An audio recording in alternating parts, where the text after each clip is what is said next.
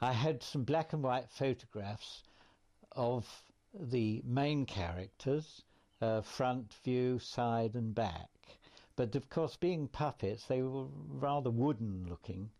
And the one thing which I asked Alan about was whether I should depict them rather like puppets, or whether I should give them a rather more realistic aspect. And he said, well, it was up to me, but he thought that probably a more realistic approach would probably be more appropriate. So that's what I did, and it gave me a great deal more freedom.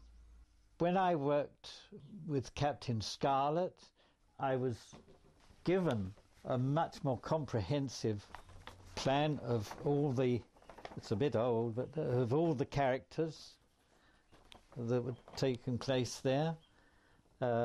All in colour, so that was an enormous help. And on the back were all the vehicles that were used in the television programme.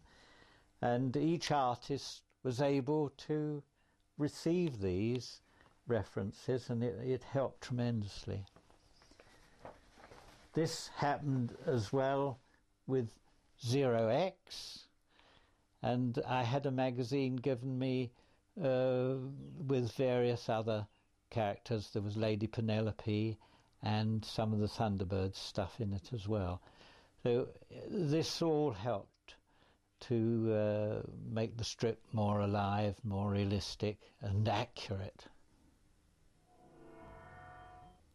Not only are you asked to tell the story, to portray the characters as they appear on the television, but you've also got to make the characters act on the page.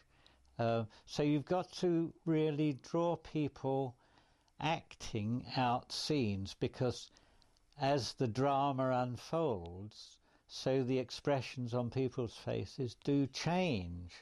There's looks of surprise, there's looks of anger. All these things have to be taken into account to follow the script. Alan, of course, was the editor.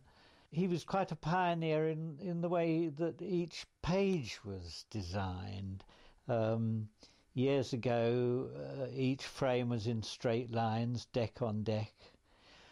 He encouraged us to break through these barriers so that a figure would burst through onto the top deck slightly or from the side, and this was terribly useful in giving action effects. Some of the frames we made jagged where there was explosions taking part, and again this all added to this new pioneering effect that we were having on the pages.